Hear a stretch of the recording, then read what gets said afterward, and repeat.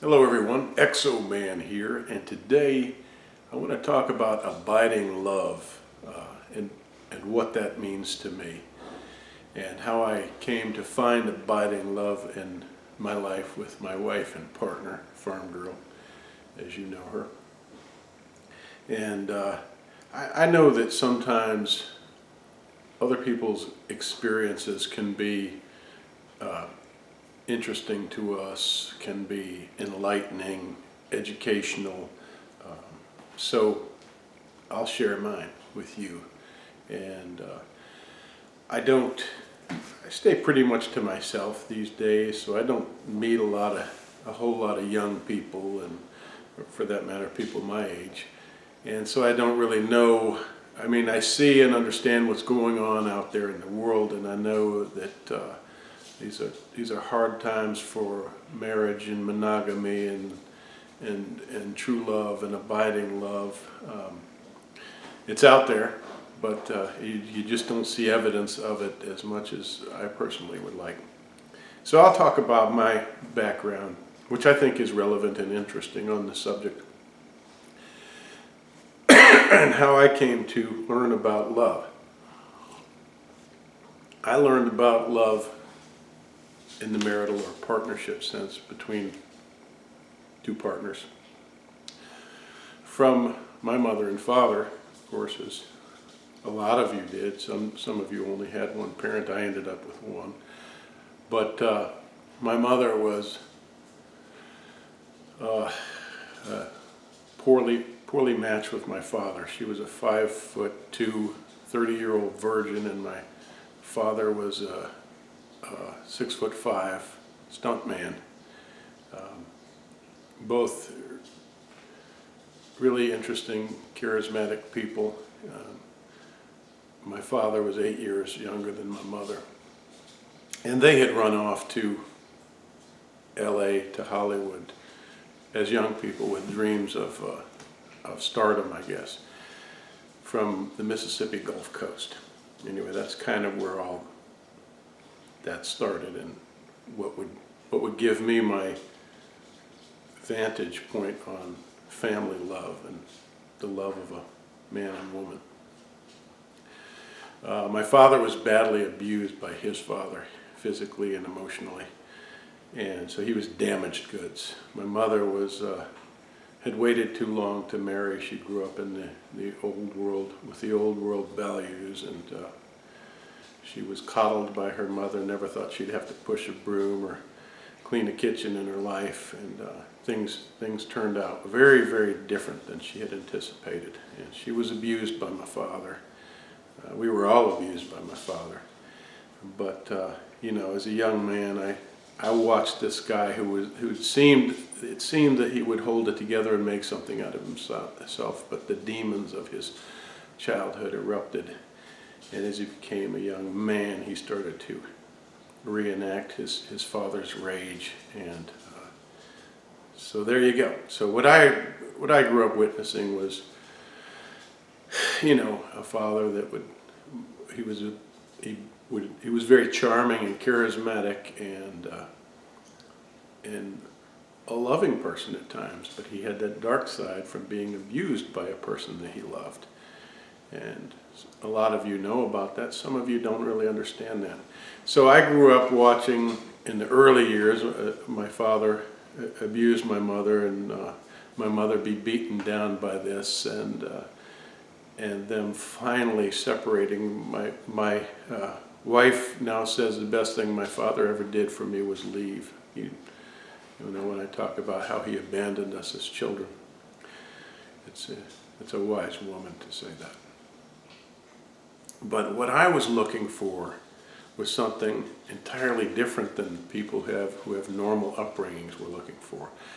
My father, for all his darkness and abuse and his confused nature, was my hero.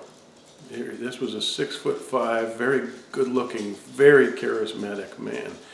Much like me, he had only a grade school education, and he had made something of himself. He had educated himself through books, much like I did as a young man, and after his early schooling. And he'd gone out and become a professional stuntman, and he was buying properties and doing fantastic things until, like I say, he erupted, and his past wouldn't let him be. But he was my hero, and I looked up to him.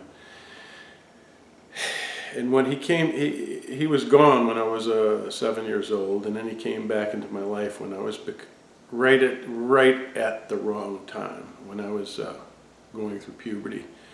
And my father was a very vulgar man. He had just, that's how he had become. That's how his personality had developed. And I'll be frank with you, my father would look me in the eye and say, at 15 or 16 years old, and say, "Do you eat pussy yet?" and things like that. And when I was your age, I ate pussy all the time. And this was, I didn't realize how bad it was. I thought this guy was my friend and confidant, and this interesting man had come into my life and was going to tutor me in the ways of being a man, because I was naive. I was a boy, and so I got this glimpse at what my father was and what I perhaps should be. And then it saddened me. I remember a few years earlier than that, I broke down to my mother because I adored my mother. She was a precious woman, and I worried that I would do the same things that my father did in my relations with women. And this was as a prepubescent boy, and I actually cried. Because most people dream of their lives in the future and who and what they will be. And it occurred to me, I don't know how or why, that I might follow in the footsteps of my father, perhaps because my mother spoke of the way my father had followed in his father's footsteps. And my mother said to me some very wise words that day when I broke down and cried to her, and said that I was worried that I would never be able to have a wife and treat her with respect and dignity. She said, "Just because you feel that way and you have those thoughts and you're thinking those thoughts and you're concerned about it, that means you won't do those things. You won't make those mistakes," your father said. And that might have touched off something in my soul that turned things around from the repeat generation after generation of abuse and just bad direction. But again, flash forward to puberty and post-puberty, and my father would come in and out of my life, only a couple of times and through those years. But he planted some very damaging seeds, and I became a Lothario myself, much like my father, a womanizer. I was a gentle person. I was a gentle soul. I try not to hurt women, but of course you do inevitably hurt people, be you a man or a woman, when you take that path. And those concerns came back to me. I wanted very much to have abiding love and a family and be a good, caring husband and father. And I eventually was able to do that. And I found a really good woman, and I did give her my love and my respect. There was a time when I was not faithful and monogamous, and I wish I didn't have to say that, but that's the fact of the matter, when I was a young man in this new relationship. But this, I knew, was the relationship that could last a lifetime. So I straightened myself out. And I learned what abiding love is. I had a willing partner who was patient with me and gave me her love and respect, and I in turn was to do the same thing. And over time I did that, and I felt really good about it. And that's what I'm here to say and express to young men who may have somewhat similar circumstances in their lives and somewhat confused feelings about their place in relationships and being.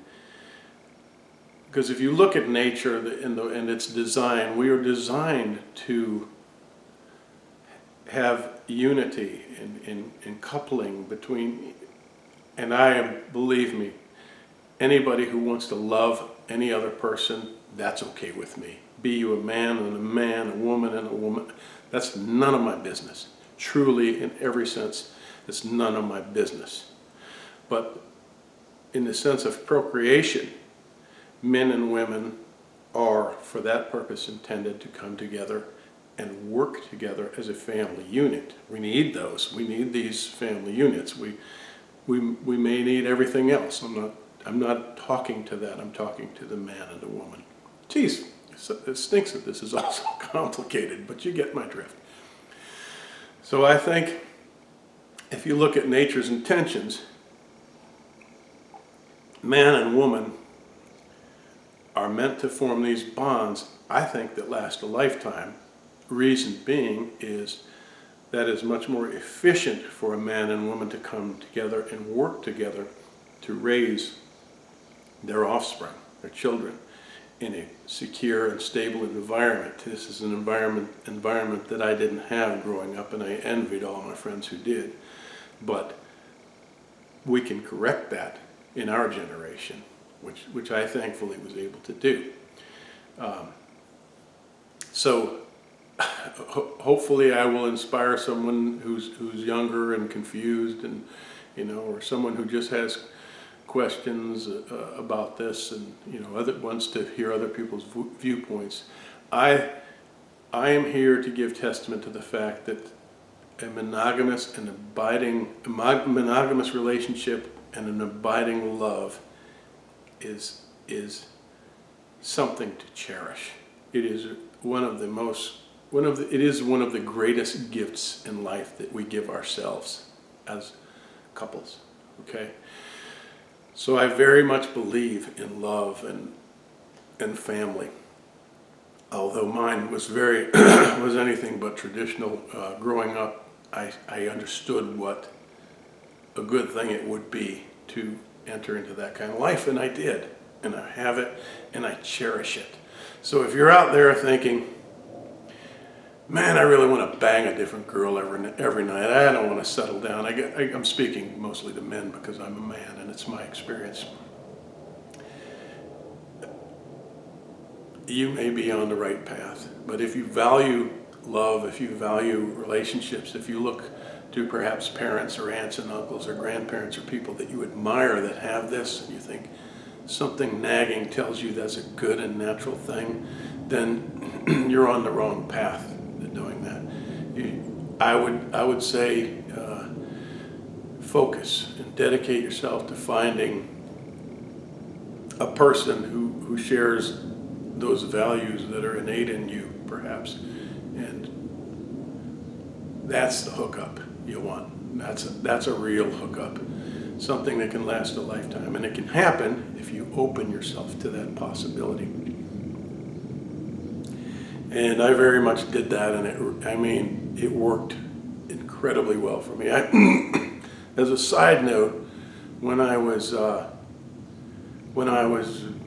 in my very young 20s, I met a woman who was 8 years my senior, who I fell in love with and traveled Europe with, and she was a pure Sicilian woman, very intense, intellectually powerful. It was just a wonderful woman, and I became engaged to her.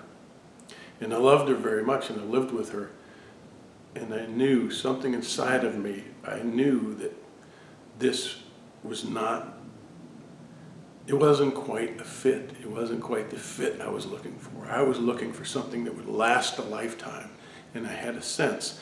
And we do that. If we really think about it, if we really open our heart and mind and sit and contemplate these things before we leap, we know the truth. And I knew that wasn't the truth. I knew that was just, there was a lot of lust and, and young love and early love, and we had been together a year, and we were already engaged because I felt compelled to do the right thing, because I knew that's what her family wanted. She was in her 30th year or 31st year of life, and I was 23 or so.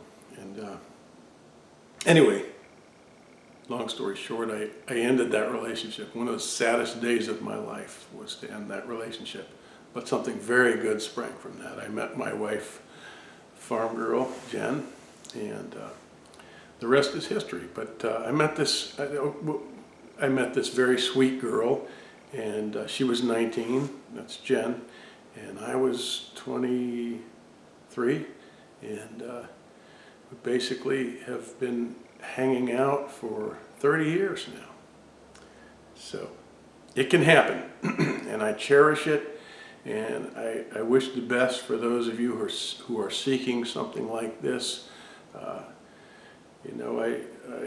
Recently we celebrated, I think, our 28th anniversary. We've been together for 30 years or so. But it's a wonderful thing, and to have somebody to grow old with. I watched this woman who was almost my childhood sweetheart, growing into a wonderful older woman, and I will respect and cherish her for the rest of my days as we watch each other grow old and then leave. But life is a journey, and find someone that you can truly share abiding love with. And all the best to you, and congratulations to you for having these thoughts and wanting to know more about it. Peace. Thanks for watching, everybody.